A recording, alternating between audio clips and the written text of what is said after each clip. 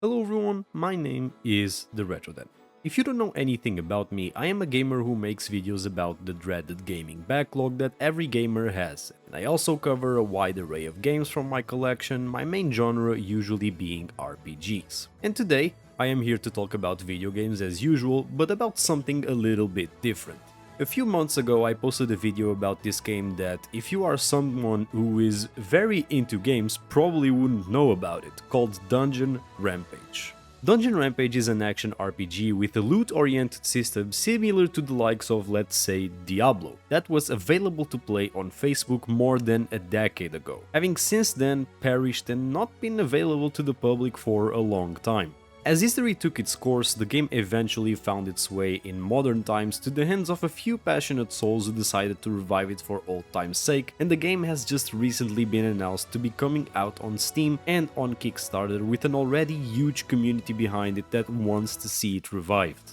And that brings me to the point of this video. Why exactly are revivals like the Dungeon Rampage one so important? If you are someone who exists in the gaming space of today and interact with people that have gamed their entire lives, it seems like every time a conversation sparks around the topics of games that people have played their entire lives, it always ends up going to something like a Call of Duty game or a Pokemon game or other big IP of the sorts that lots of people tend to know about. But more and more every day that passes, I've been noticing that there's a weird phenomena at play that in some very specific countries, some of which I cannot pinpoint outside of my very own country, Portugal, people have a completely different reference basis when it comes to gaming. Most notably, most of people's references that I'm talking about when it comes to any genre defaults to Facebook and browser games. Farming simulators with Farmville, RTSs with games like Social Empires, even FPSs with games like Uberstrike, management games, hell, there were so many, but here's one, Cartown, turn-based RPGs with things like Ninja Saga,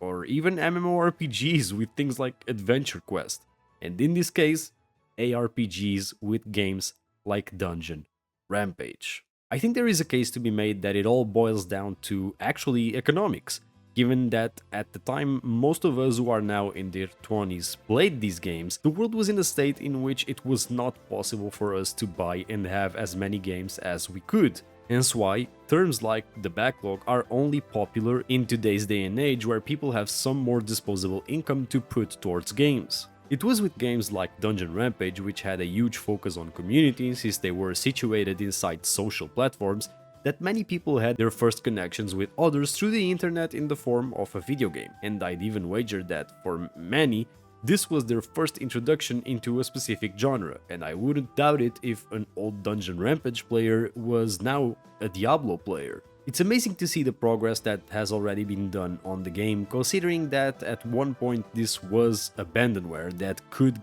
easily get lost in time forever. I have been in contact with the team that is behind the developing, and I have to say that there is definitely a huge amount of passion put into it, and I'm glad to them for having given me a key so that I can experience the game this early to make videos about it for a community that has been on the forgotten side of the internet for so long. The game is already listed on Steam and also, as I mentioned, has a Kickstarter that is up, so you can check it out if you want to support the developers in this project with the links I'm leaving down in the description for all of you to check out. From what I played up until now and experienced, I am glad to say the game is doing pretty good and hasn't lost none of its Facebook charm, such as the usual friends bar in the hub that lets you see what your friends are up to, and the level progression system that was typical of many Facebook games with a world map that lets you progress through it level through level. A lot of things are already up and running, like store, which also features a wide array of items, and the character progression pages, and basically everything that the game featured at its launch on Facebook. I want to take this last section of the video to thank all of the Dungeon Rampage community for the overwhelming support they have shown in my original Dungeon Rampage video, with hundreds of comments of people reminiscing on the impact of the game had on them and wanting it to be a thing all over again. Make sure to leave a like in this video if you enjoyed it, subscribe so you don't miss any future content, and make sure to check out my other videos about other games, as those are pretty good as well. Other than that, this has been the RetroDen, and I'm out.